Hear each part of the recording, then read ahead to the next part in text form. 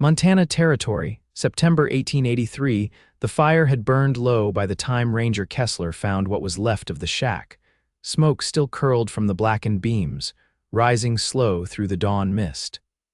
The scent of charred pine and scorched earth hung thick in the air. His boots crunched over ash as he stepped through the remains, rifle slung over his shoulder, his horse waiting behind him. Then, from the corner near the collapsed hearth, he heard a whimper. Not the cry of a wounded animal. Human, small. He dropped to a knee and brushed aside a scorched plank, revealing a narrow crawl space half covered by a scorched quilt. There she was. A woman crouched low and tight against the wall, arms wrapped around two infants. Her dress was torn, streaked with soot, her hair tangled and matted with ash. Eyes wide and wild, but even through the grime, Ranger saw the way she clutched those babies like she would die before letting them go. "Easy now," he said, voice steady but soft. "You're safe." She stared at him, unmoving. The baby's twins, maybe 6 months old, let out choked sobs from under her arms. "I'm not with the sheriff, not with the army either," he added. "Name's Ranger Kessler. I was trailing smoke when I found you." Still she said nothing. He reached for his canteen, unscrewed the cap, and set it gently on the floor beside her. "You need water. Those babies need it more." Her gaze flicked to the canteen, then to him. She didn't trust him. He had seen that look before on men back from war, on women with too many bruises. But she shifted forward anyway, enough to lift the canteen and tilt it to the baby's lips. They drank greedily. Ranger waited, crouching beside her. He saw the bruises on her arms, the raw skin under her collarbone. Someone had run her hard. Maybe the fire had been meant to finish the job. "What's your name?" he asked gently. She looked up at him for the first time. Her voice was hoarse. "Zariah." The name sat heavy in the silence. "I'm not here to hurt you, Zariah," Ranger said. "But you can't stay here. The roof's gone. Cold'll come fast tonight." She swallowed, then nodded once. "I can walk." He stood and held out a hand. She didn't take it, but she rose, holding the babies close, arms trembling under their weight. He led her to his horse. She hesitated, looking back at the burned shack like it held something she was afraid to leave behind. "It's gone," he said quietly. "Whatever happened here, it's over." She closed her eyes, then climbed into the saddle, holding the babies tight against her chest. Ranger tied her bundle of scorched things behind the saddle, mounted his own horse, and turned them toward the valley. They rode in silence. By afternoon, they reached his homestead, just a small ranch tucked near the edge of Bear Tooth Ridge. The land was rough but honest. The barn still stood. The cabin was warm. Zariah stepped down from the horse like her legs had forgotten how to carry her. Ranger caught her elbow before she fell. "Inside," he said. "Come on." She followed him in, sat slowly on the cot by the stove while he fetched water and bread. The babies stirred but did not cry. They were too tired. He lit the fire and set a kettle on, then handed her the bread and water. "They got names?" he asked, nodding to the babies. She hesitated, then said, "Faye and Finn." "You their mother?" She looked up at him. Yes, he saw the truth in her eyes, not a drop of hesitation. "All right," he said. "Then they stay with you. All of you stay here as long as you need." "I do not have money," she said, voice low. "I am not asking for any." Zariah looked down at the bread in her hands, and for a long moment Ranger thought she might cry, but she did not. She just breathed. That night he gave her the cot and slept in the barn. She never asked him why. The second day she helped with the laundry. Third day she fed the chickens. By the fifth she was splitting kindling beside him, the babies sleeping in a basket nearby. "What happened back there?" he asked one afternoon, wiping sweat from his brow. Zariah stopped chopping, her shoulders tensed. "I was running," she said, "from a man, one who said the babies were not his, that I was a liar." She turned toward him then, her face hard. "He set the shack on fire while we were inside." Ranger clenched his jaw. "You do not have to say anything," she added quickly. "I know what people think when a woman shows up with children and no husband." "I do not care what anybody else thinks," Ranger said. "You are safe here. You do not have to run anymore." Her breath caught, and something shifted in her then. Her shoulders eased, her eyes softened. She looked at him like she had not let herself look at anyone in a long time. That night, she stood in the doorway of the barn while he brushed down his horse. The moonlight caught the edge of her face. "You meant what you said," she whispered. I did. She stepped closer. No man has ever meant it before. Ranger looked at her, really looked. I am not like other men, he said, and you are not like other women. She smiled, small but real. And for the first time since he found her, Zariah looked like someone who had stopped running. By the second week, Zariah had taken to rising before sunrise, slipping from the cabin with the babies swaddled against her chest to gather eggs and split kindling before the morning mist left the grass. Ranger noticed she moved quieter now, not out of fear but habit, like her body still hadn't gotten used to stillness. He didn't ask where she'd learned to dress a chicken one-handed while balancing a crying baby on her hip, but he watched her do it all the same. She never wasted movement. She never asked for help. That morning he was oiling the hinges on the barn door when he heard her humming. Not loud, just a tune, low and steady, something without words. He didn't recognize it, but it pulled at him like a memory he couldn't name. "You sing when you work?" he asked, not looking up. "I sing when they're restless," she said. "It keeps my hands steady." He smiled, just enough for her to notice. "You ever get restless yourself?" She didn't answer right away. Then, only when it's too quiet, Ranger stood, wiped his hands on a cloth and leaned against the doorframe. "You're welcome to fill the silence." Zariah shifted the baby on her shoulder. "I don't know how to be quiet and safe at the same time, not yet." He didn't press her. Instead, he turned toward the field. "I've got to check the fence near the creek, lost a post in the last windstorm. Want to walk it with me?" She glanced down at the twins. "If they don't fuss." "They'll be fine, I'll carry one." She didn't argue. She passed him Finn, who blinked up at him with wide, bleary eyes, and together they started toward the lower pasture, their steps easy, the silence between them less hollow than before. The fence was worse than Ranger expected. 2 posts down, one cracked clean through. He handed Finn back and set to bracing the broken rail while Zariah settled on a flat stone nearby to nurse. She kept her eyes on the hills, wary like she expected movement at the tree line. "Was your family from around here?" Ranger asked, not looking up from the hammer. "No," she said. "We came west from Illinois, my brother and I. Younger or older? Older, by 4 years. He had a bad knee but wouldn't stay behind, said he'd rather limp in the wilderness than crawl under factory smoke." Ranger paused. "Where is he now?" Her voice changed then. "Buried near the Gallatin." "Fever got him last winter. I'm sorry." She didn't nod or speak, just looked down and tucked the baby closer. Ranger returned to the fence. The rhythm of the hammer filled the quiet, steady and sure. "He taught me how to shoot," Zariah said after a while. "Said a woman ought to know how to protect what's hers. You still carry only a knife, didn't have time to grab the rifle." "You'll take mine," he said. "I've got another." She studied him. "I don't need charity. It's not charity. It's what folks do when they mean to keep each other alive."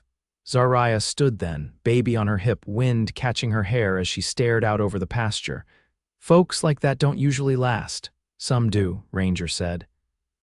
"If they want to." Later, as they returned to the cabin, she asked, "How long's it been since someone lived here with you?" He didn't answer right away. 7 years, he said finally. "Since my brother and his wife moved east." "No wife of your own?" "No, why not?" He glanced at her. "Never found someone I'd trust with the quiet." She didn't say anything to that, but her gaze lingered on him longer than it had before. That evening, she set her sewing aside and walked out to the porch where he was sanding a new plow handle. She leaned on the post, arms crossed, eyes tracing the shape of the hills. "You said I could stay as long as I need," she said carefully. "I did." "What if I needed longer than that?" Ranger didn't look up, just kept sanding, slow and even. "Then you'd stay," he said. "And I'd be glad for it." The babies stirred in their cradle inside. Zariah didn't move. The sky above them stretched wide and blue, the last light softening the edges of the world. "I don't know how to be part of something steady," she whispered. "Not yet." Ranger set the plow handle down. "Then we'll learn it slow," he said. "Together." She didn't cry, didn't smile. Just reached for his hand and let her fingers rest against his. And for the first time since the fire, she didn't look behind her. The chickens scattered as Zariah stepped into the yard, skirts damp with creek water. She'd been rinsing the diapers downstream, her hands raw from the cold. Faye was fussing in the sling against her chest, and Finn, left in the cradle within Ranger's reach, had begun to wail with a sharpness that hadn't eased in over an hour. "You ever seen a child cry so hard his face turns plum?" Ranger asked, holding the boy out stiff-armed as though he feared breaking him. "He needs to be walked," Zariah said, shifting the girl to her hip and reaching for Finn. "You can't hold him like a fence post." "I wasn't," he muttered, though he had. She bounced the boy gently, her voice dropping to a low hush as she stepped back toward the cabin. "He's got your stubborn in him," Ranger followed, one brow raised. "Mine," she didn't look back. "He doesn't take kindly to being still. You've got that same look when you're mending tack." Inside, the fire had burned low again. Ranger crouched beside it, adding a split log, careful not to stir too much smoke. Zariah moved around him, brushing past his shoulder, and he caught the scent of creek mud and lye soap. "You ever think about going back east?" she asked, settling both babies into the cradle and wrapping her shawl tighter. "No." "Why not?" He adjusted the log with the fire iron. "There's nothing for me there." Zariah sat on the edge of the chair, arms folded. "No family, none I'd write to." She considered that, then nodded once. "I wouldn't go back either, not even if I could." "What would you do instead?" Her fingers traced the hem of her sleeve. "I'd plant more squash, dig out a second patch, maybe keep a goat if the fence holds." "That all?" She tilted her head. "I'd like a quilt frame, one big enough to stretch proper." He leaned back. "You so much used to." Her eyes settled on the cradle. "I haven't had steady hands for it in a while. You could build one." Zariah looked at him, one brow arching. "A frame? I've got extra pine in the barn." "If you tell me what size, I'll cut the boards." She didn't answer, but the way her gaze lingered told him she'd thought about it before, just hadn't let herself want it out loud. The wind tapped against the shutters, dry and sharp. Zariah stood and crossed to the window, tightening the latch. "You ever wonder why someone like me got spared in that fire?" she asked without turning. "I don't think like that." "I do. You think it means something?" "I think it's supposed to." Her voice was quiet. "But I don't know what yet." He stepped closer, the space between them narrowing until only the faint sound of the fire crackling filled the air. "You made it out with them," he said. "That's meaning enough." Zariah turned to face him. "Some men would have seen me there in the ash and left me. I didn't." "I know." His hand hovered near hers, not quite touching. "You want to build that frame tomorrow," she nodded. "If the babies sleep long enough." "They will. I'll carry them if I have to." Zariah's eyes softened. "I don't expect that of you." "I don't do it because it's expected," Ranger said. "I do it because I want to." She didn't move away. "You're serious about that?" "I don't say things I don't mean." Her hand brushed his then light, deliberate, and she didn't pull back. Outside, the wind picked up again, carrying with it the scent of pine and the promise of the season turning. Inside, the warmth held steady, and the cradle stayed quiet. By late October, the frost clung to the porch railings before the sun had risen. The pines along Beartooth Ridge stood stiff with cold, and a hush had settled over the land, the kind that came just before the first snow. Inside the cabin, the fire was still holding from the night, and the twins lay curled together in a wash basin Ranger had built into a cradle, their breaths soft and even. Zariah had taken to keeping a ledger 2 pages torn from the back of an old almanac, nailed to the wall beside the stove. She used it to track what they'd stored: jars of pickled beans, sacks of flour, the 2 hams hanging in the smokehouse. She studied it now, thumb resting on the edge of the paper. "You think a root cellar would keep?" she asked, not looking up. "If we dig it deep enough," Ranger replied. He was shaving slats for the quilt frame at the table, the scent of planed pine filling the room. "Stone brim, sloped roof, I've got the tools." "Then we'll need to start tomorrow. I want the carrots out before the ground locks." He nodded. "I'll mark the spot before dusk." She turned, arms crossed, watching him measure the next board. "You always this methodical?" "I don't like surprises."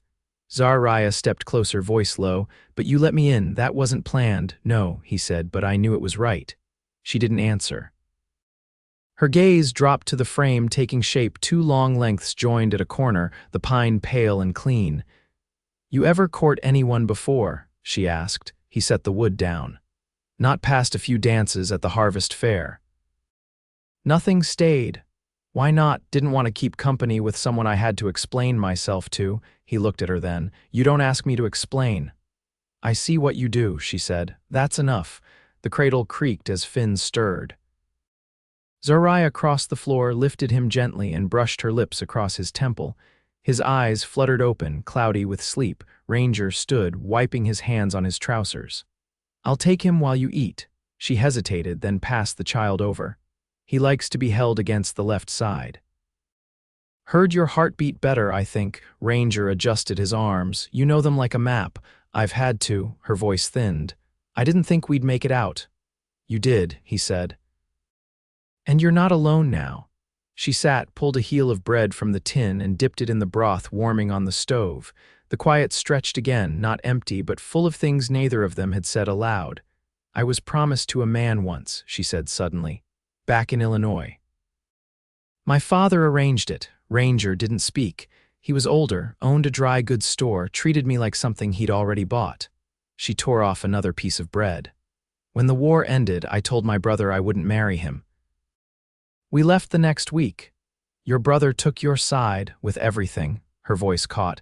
He wouldn't let anyone treat me like a debt. Ranger bounced the baby gently on his shoulder. He raised you, we raised each other. She looked at the floor. Sometimes I still talk to him when it's dark. You don't have to explain. I know, she met his eyes then. That's why I'm telling you. The fire popped softly behind them. I won't ever bind you to something you didn't choose, Ranger said.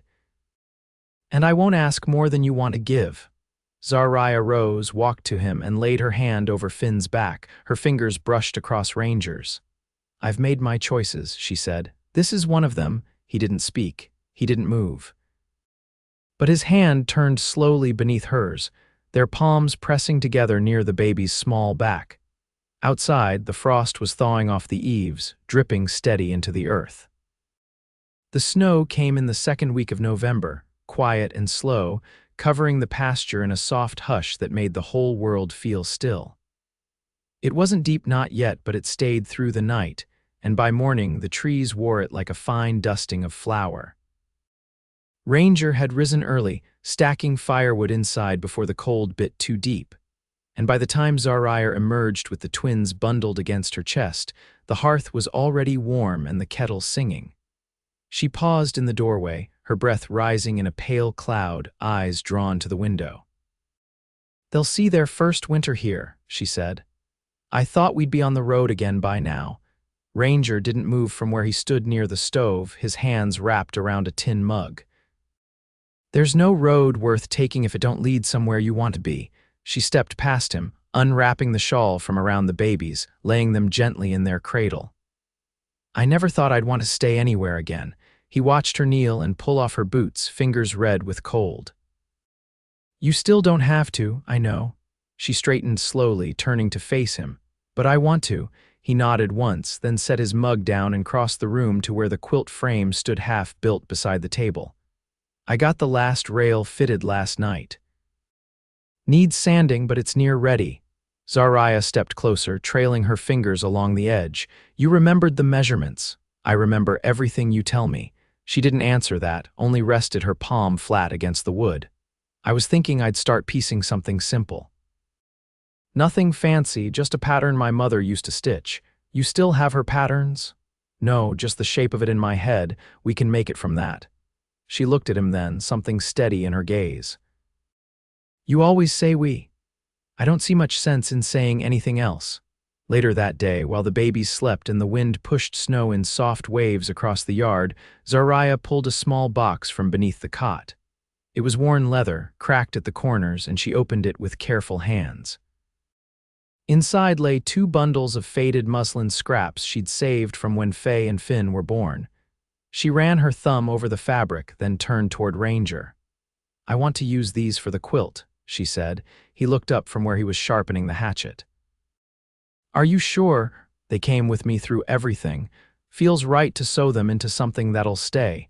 He set the blade down and came to stand beside her. Then that's what we'll do. That night, after the twins had been fed and laid down, Zariah stood near the doorway watching the snow fall in thick, slow flakes. The room was quiet except for the low murmur of the fire and the occasional creak of settling wood. She turned to him, her voice low. "Do you ever wonder what it would have been like to grow up with someone like me?" Ranger folded the blanket near the hearth. "No," she lifted her chin just slightly. "Why not? Because I didn't meet you then. I met you here after everything, and I wouldn't trade that." Zariah stepped closer. "You don't mind what came before. I respect it. It made you who you are." Her breath caught, the space between them narrowing. "You've given me more than a roof. You've given me quiet. And I didn't know how much I needed that."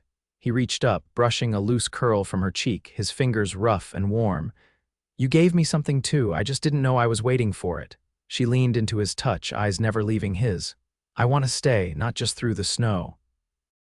"For good," Ranger's voice was steady. "Then stay. I want to build something here, not just quilts and fences, a life. With me. With you." He didn't answer with words. He stepped forward, arms circling her, pulling her close. She fit against him like she'd always belonged there.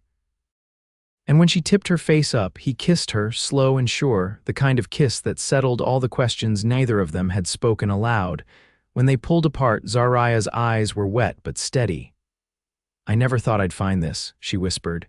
"You didn't find it," he said. "You made it." That winter, they worked side by side. Zariah pieced the quilt from scraps and memory, her hands steady now, her eyes calm. Ranger built the root cellar, stone by stone, and reinforced the barn roof before the deep freeze came. The twins grew quiet and strong, their cries softening to coos and laughter that filled the cabin. In late January, after the first thaw, they were married beneath the bare boughs of the cottonwood near the pasture, with only the wind and the mountains to witness. Zariah wore a dress she'd sewn from unbleached muslin, and Ranger tied a strip of her brother's old kerchief around her wrist, a quiet nod to the man who had once carried her west. They didn't speak vows. They didn't need to. Their hands clasped, eyes locked, the silence between them full of truth. By spring, the quilt was finished. It hung across the back wall of the cabin, a patchwork of survival and choice scraps from old pains stitched into warmth. The garden grew strong, the fence held, and the goats, two of them, stubborn and loud, took to the shed like they'd been born on that land. Zariah planted squash in neat rows. Ranger taught Faye and Finn to walk in the soft grass near the creek. And when dusk came, they sat on the porch, her hand in his, the babies asleep inside, the sky wide and kind above them. Together, they built something that held, together they stayed.